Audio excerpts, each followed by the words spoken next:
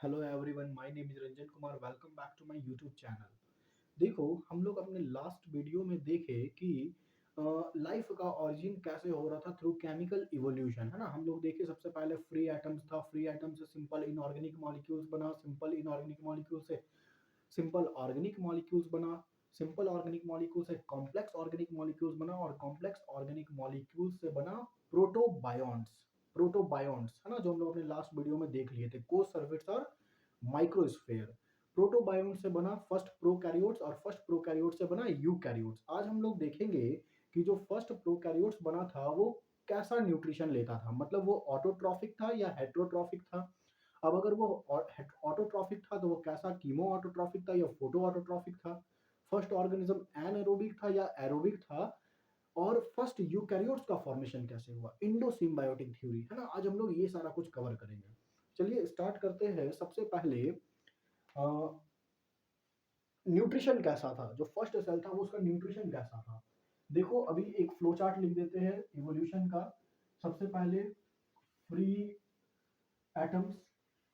Free atoms के बाद simple inorganic molecules. Simple inorganic molecules. Simple inorganic molecules के बाद organic molecules. Simple organic molecules. Simple organic molecules के बाद complex organic molecules.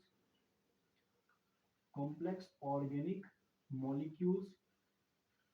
Complex organic molecules के बाद प्रोटोबायोन्ट्स।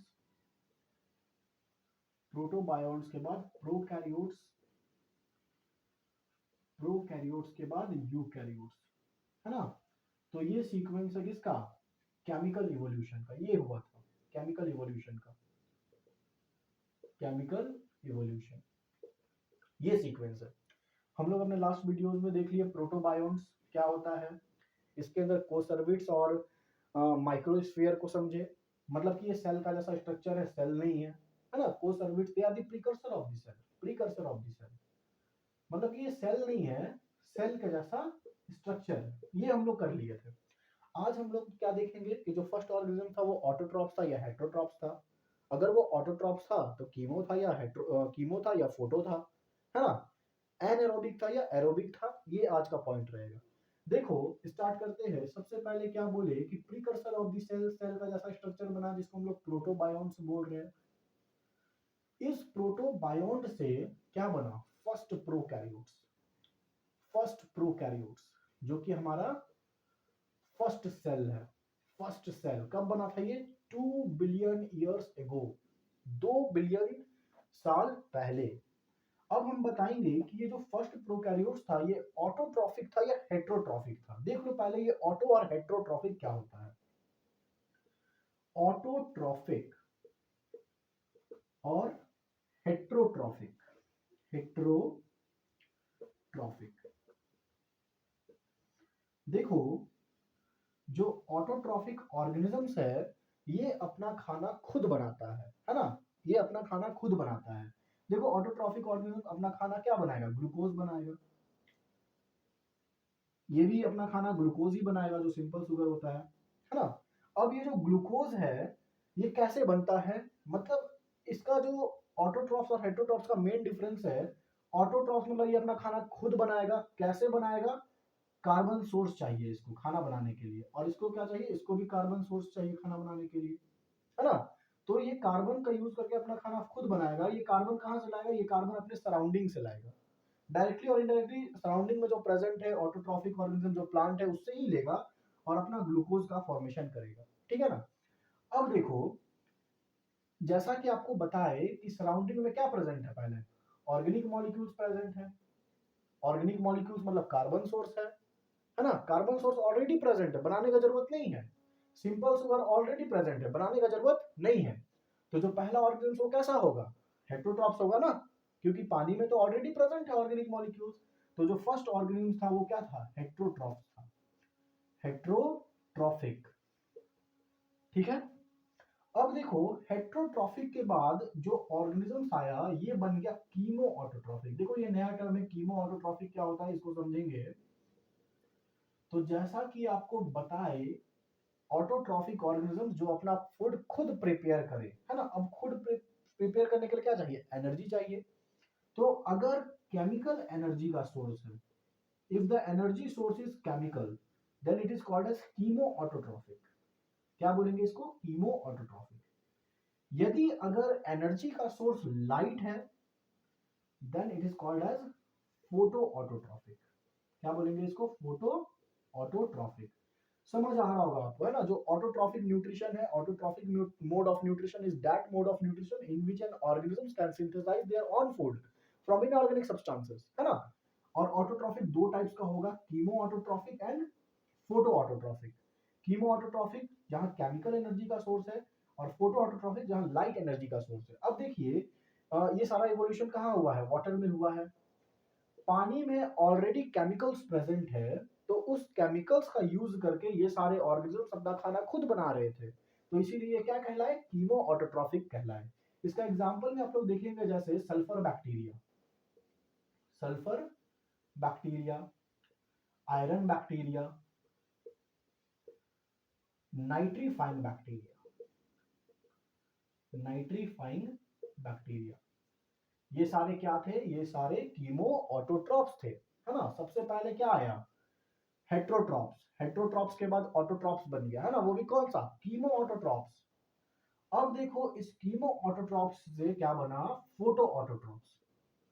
Photo autotrophs मतलब ऐसा ऑर्गेनिज्म जो अपना खाना खुद बनाए, लेकिन जो एनर्जी का सोर्स हो वो क्या हो, लाइट हो, उसको हम लोग फोटो ऑटोट्रॉप्स बोलते हैं। तो ये जो ऑर्गेनिजम्स थे, ये क्या, लाइट का यूज करके अपना फूड प्रिपेयर करने लगे, फोटो ऑटोट्रॉप्स कहलाए। लेकिन देखो ये फोटो ऑटोट्रॉप्स है, लाइट का यूज करके अपना फूड प्रिपेयर कर रहा है, लेकिन ये ऑक्सीजन रिलीज नहीं करता था, oxygen did not release, oxygen did not release, ये अपना ऑक्सीजन रिलीज नहीं करता था।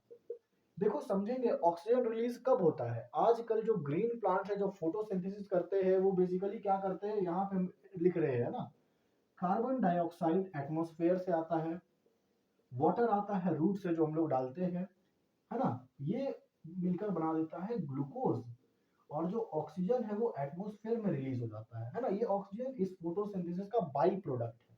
बाई प्रोडक्ट है मतलब कि जो प्लांट है वो वाटर को यूज करता है एज अ हाइड्रोजन सोर्स, है ना। जो प्लांट है वो वाटर को यूज करता है एज अ हाइड्रोजन सोर्स, और इस हाइड्रोजन का यूज कर लेता है, और इस ऑक्सीजन को ऐसे ही एटमॉस्फेयर में रिलीज कर देता है। ये आजकल का प्लांट का बात बता रहे हैं ना, एंजियोस्पर्म्स का बात कर रहे हैं हम लोग, फ्लावरिंग प्लांट्स का बात कर रहे हैं, जो वाटर को यूज करता है एज अ हाइड्रोजन सोर्स। लेकिन जो पहले का ऑर्गेनिज्म था, जो प्रिमिटिव ऑर्गेनिज्म था, वो वाटर को यूज नहीं करता था एज अ हाइड्रोजन सोर्स, ये हाइड्रोजन सल्फाइड को यूज करता था एज हाइड्रोजन सोर्स। इसीलिए इस समय ऑक्सीजन रिलीज नहीं होता था एटमॉस्फेयर में, क्या रिलीज होता था, सल्फर, सल्फर रिलीज होता था ऑक्सीजन की जगह एज अ बाई प्रोडक्ट। ठीक है ना, समझ आ रहा होगा आपको। फोटो ऑटोट्रॉप्स जो ऑर्गेनिज्म बना, जो फर्स्ट फोटो ऑटोट्रॉप्स बना, वो ऑक्सीजन रिलीज नहीं करता था एटमॉस्फेयर में, वो क्या रिलीज करता था, सल्फर रिलीज करता था एज अ बाई प्रोडक्ट। ठीक है। अब देखो जैसा कि हम लोग बोल रहे हैं ना, ये सारा पहले का प्रिमिटिव अर्थ का एटमॉस्फेयर कैसा था, रिड्यूसिंग एटमॉस्फेयर था ना। रिड्यूसिंग एटमॉस्फेयर मतलब क्या, नो ऑक्सीजन। तो इसीलिए ये ऑर्गेनिजम्स भी ऑक्सीजन रिलीज नहीं किया। अब फोटो ऑटोट्रॉप्स के बाद क्या बना, photosynthetic organisms, photosynthetic organism, first photosynthetic organisms, first photosynthetic organisms, ये फोटोसिंथेटिक ऑर्गेनिजम्स है। अब ये ऑक्सीजन रिलीज करने लगा, क्यों ऑक्सीजन रिलीज करने लगा, क्योंकि ये water as a hydrogen source use करने लगा, पानी से हाइड्रोजन को ले लिया और ऑक्सीजन को as a byproduct atmosphere में रिलीज कर दिया, है ना। एक बार फिर से हम लोग ओवरव्यू देखेंगे, क्या हम लोग अभी तक पढ़े, हम लोग सबसे पहले पढ़े लाइफ का ओरिजिन जैसे हुआ, सबसे पहले प्रोटोबायोन्स आया, है ना। प्रोटोबायोन्स सेल के जैसा स्ट्रक्चर था, सेल नहीं था। फिर उसके बाद प्रोटोबायोन्ट से फर्स्ट सेल बना, जिसको हम लोग फर्स्ट प्रोकैरियोटिक सेल बोले, और ये क्या था, हेट्रोट्रॉफिक था, मतलब ये अपना खाना खुद नहीं बनाता था, अपने आसपास के एटमॉस्फेयर से अपना खाना लेता था, अपना आसपास का जो वातावरण था ना, आप लोग देखोगे ये सब कहाँ हो रहा है, सब हो रहा है वाटर में, सब कहाँ हो रहा है, वाटर में। और ये सब क्या है, सब प्रोकैरियोट्स है, all are the prokaryotes, and all the events occur in water. क्योंकि लाइफ का ओरिजिन कहाँ हुआ है, वाटर में हुआ है, रिड्यूसिंग एटमॉस्फेयर में हुआ है। फिर उसके बाद हेटरोट्रॉफ्स के बाद जो ऑर्गेनिजम्स है वो क्या कहलाया, कीमो ऑटोट्रॉफिक ऑर्गेनिजम्स, क्योंकि वो केमिकल का यूज करके अपना फूड प्रिपेयर करने लगा। उसके बाद आया फोटो ऑटोट्रॉफिक ऑर्गेनिजम्स, ये लाइट का यूज करके अपना खाना प्रिपेयर करने लगा, लेकिन एज अ सल्फर रिलीज करता था एटमॉस्फेयर में, ऑक्सीजन रिलीज नहीं करता था। उसके बाद आया फोटोसिंथेटिक ऑर्गेनिजम्स, ये वाटर को as a hydrogen source use करने लगा और एटमॉस्फेयर में ऑक्सीजन रिलीज करने लगा, है ना। अब देखो, जैसे ही एटमॉस्फेयर में ऑक्सीजन रिलीज हुआ, एटमॉस्फेयर में ऑक्सीजन रिलीज हुआ, ये सारा एटमॉस्फेयर कैसा था, रिड्यूसिंग था। इसके बाद कैसा एटमॉस्फेयर हो गया, ऑक्सीडाइजिंग एटमॉस्फेयर हो गया। क्या हो गया, ऑक्सीडाइजिंग एटमॉस्फेयर, क्योंकि एटमॉस्फेयर में ऑक्सीजन आ गया। कौन रिलीज किया, जो फर्स्ट फोटोसिंथेटिक ऑर्गेनिज्म था, जिसको हम आज के डेट में साइनोबैक्टीरिया के नाम से जानते हैं ना। कहाँ रहता है साइनोबैक्टीरिया, पानी में रहता है। क्यों पानी में रहता है, क्योंकि लाइफ का ओरिजिन कहाँ हुआ था, पानी में हुआ था। आपको समझ आ रहा होगा, ऑक्सीडाइजिंग एटमॉस्फेयर हो गया। अब देखो, जैसे ही ऑक्सीडाइजिंग एटमॉस्फेयर हुआ, है ना, आप सोचो पहले कोई ऑक्सीजन नहीं है, जितना भी ऑर्गेनिज्म सब मजे में रह रहा है, अचानक ऑक्सीजन रिलीज हो गया, सब अब आफत आ गया, है ना। ऑक्सीजन टॉक्सिन के जैसा, मतलब टॉक्सिक हुआ ऑक्सीजन पहले का। तो ऐसा ऑर्गेनिजम्स जो ऑक्सीजन को, मतलब ऐसा ऑर्गेनिजम्स जो ऑक्सीजन जब है तब वो सरवाइव कर पाया, वो किया सरवाइव। और ऑक्सीजन जब आया, जो नई ऑक्सीजन के अकॉर्डिंग एडप्ट किया खुद को, वो क्या हुआ, एक्सटिंक्ट हो गया, है ना। क्योंकि पहली बार जब ऑक्सीजन रिलीज हुआ तो वो एज अ पॉइजन, पॉइजन के जैसा काम करने लगा। अब ऐसा ऑर्गेनिज्म जो इस ऑक्सीजन का यूज करके इस ग्लूकोज का ब्रेकडाउन